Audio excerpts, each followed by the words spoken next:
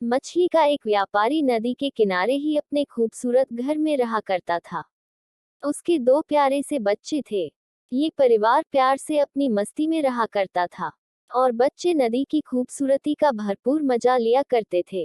एक दिन व्यापारी ने सोचा कि मेरी नावें ज्यादा ही पुरानी दिखाई देती है, क्यों ना इनके ऊपर रंगरोगन करा लिया जाए और इनकी कुछ मरम्मत भी करा दी जाए, ताकि इनकी सुंदरता भी बढ़ जाए।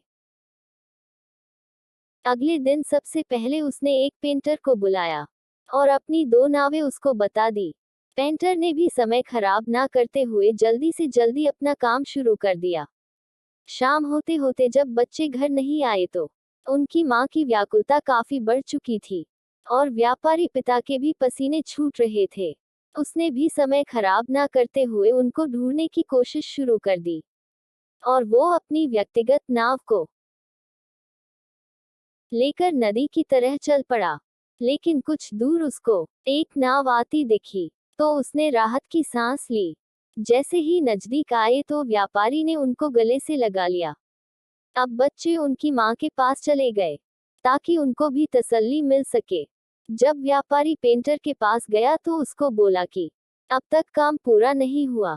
पेंटर ने कुछ देर में अपना काम खत्म कर दिया। अब व्यापारी उसको पूछता है कि आपकी मजदूरी कितनी हुई। पेंटर ने जवाब दिया कि 500 रुपये। लेकिन व्यापारी जब सभी के सामने ये घोषणा करता है कि तुम्हारा काम 1 लाख रुपये का है और उसके हाथ में 1 लाख रुपये थमा दिए।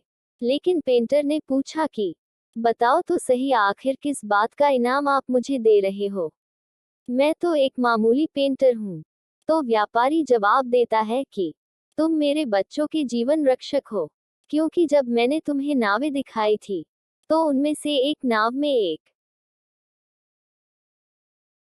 में एक छेद था जिसको तुमने निस्वार्थ भाव से भर दिया, जबकि देखा जाए तो वो आपका काम है ही नहीं।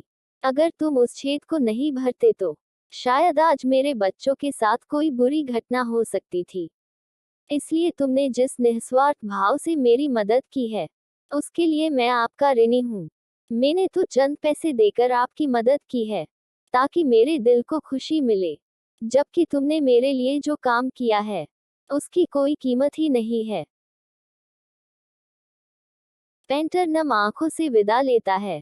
तो आप सभी ने देखा किस तरह हमें बिना स्वार्थ के किए गए काम का अच्छा परिणाम मिलता है।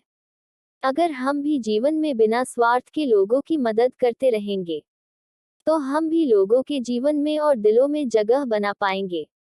और अगर आप किसी की जान बचाते हो तो इसका ऋण तो कोई भी जीवन भर नहीं चुका सकता है।